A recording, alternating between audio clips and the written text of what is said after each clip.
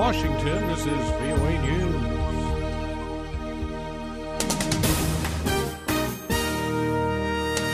I'm Ray Kouguell reporting. France is getting ready to do more against the Islamic State.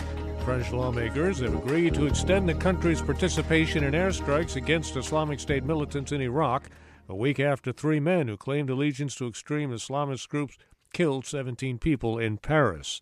Speaking to the National Assembly ahead of the vote Tuesday, French Prime Minister Manuel Valls said France is at war against extremists, not religion. Families and colleagues of 3 French police officers killed in last week's terror attacks paid their final respects Tuesday. Funerals are also held in Jerusalem for 4 Jewish victims of last week's terror spree. Robert Berger reports. The bodies of the 4 French Jews killed in the terrorist attack on a kosher supermarket last Friday in Paris were wrapped in prayer shawls and placed on a podium in front of a large Israeli flag. Thousands of mourners joined Israeli leaders at the official state funeral in Jerusalem in a show of solidarity.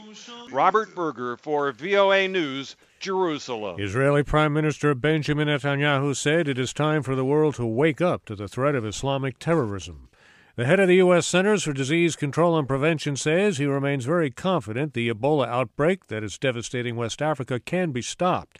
Speaking in Washington Tuesday, Dr. Tom Frieden says the battle against Ebola is making progress but is nowhere near finished. This has been a devastating epidemic, and it's been unique. It is the world's first epidemic of Ebola, and it has stretched the world's systems and taught us what more we need to do.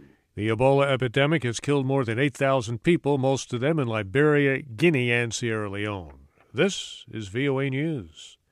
An Egyptian appeals court says ousted President Hosni Mubarak and his 2 sons will get a retrial in the embezzlement case that earned them multi-year sentences last year. The court in Cairo announced its decision Tuesday. Judicial sources say Mr. Mubarak, currently detained at a military hospital, could be freed at some point. A missile hit a passenger bus in eastern Ukraine Tuesday, killing at least 11 civilians. The attack happened near a military checkpoint in the separatist-controlled city of Donetsk. President Petro Poroshenko blamed pro-Russian rebels. A separatist spokesman denied responsibility.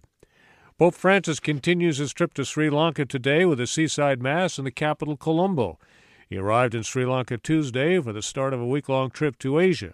Speaking at the international airport in Colombo, Pope Francis highlighted the need for justice, healing, and unity, saying Sri Lanka needs to pursue the truth of what happened during its long civil war, and rebuilding must include a respect for human rights. Indonesian divers have now retrieved both flight recorders, or black boxes, from the AirAsia jet that crashed into the Java Sea last month, killing all 162 people aboard. Divers brought up the cockpit voice recorder Tuesday, a day after locating and retrieving the flight data recorder. The UN Children's Fund is stepping up assistance for hundreds of thousands of Syrian children at risk of illness and death due to bitterly cold weather.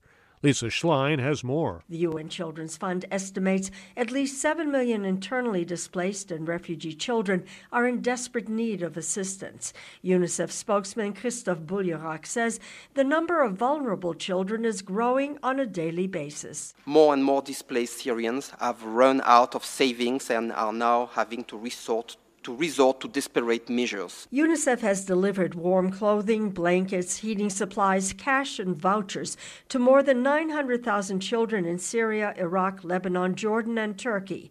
Boulierac says, unfortunately, this aid has come too late for some.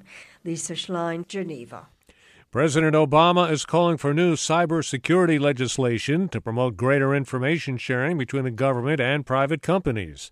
President Obama says it is now too hard sometimes for the 2 sides to exchange information because of legal and liability issues and companies' concerns about revealing their vulnerabilities. The U.S. State Department is adding another name to its official terrorism list.